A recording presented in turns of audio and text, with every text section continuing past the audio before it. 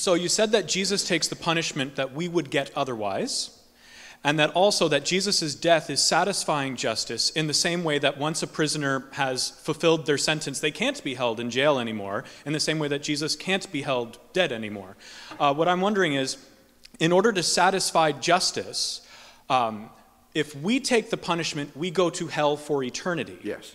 So in order to satisfy justice, why did Jesus not have to go to hell for eternity? This is one of the questions that Socinus posed against penal substitution. And the response of thinkers like François Turretin, I find entirely adequate.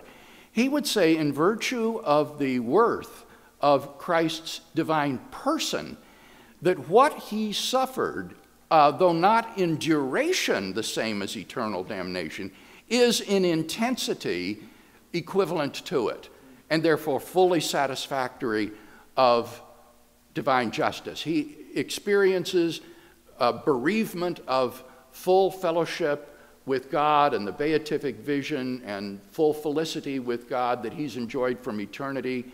And for the divine Son to suffer that is something so agonizing that it is equivalent to being damned in hell.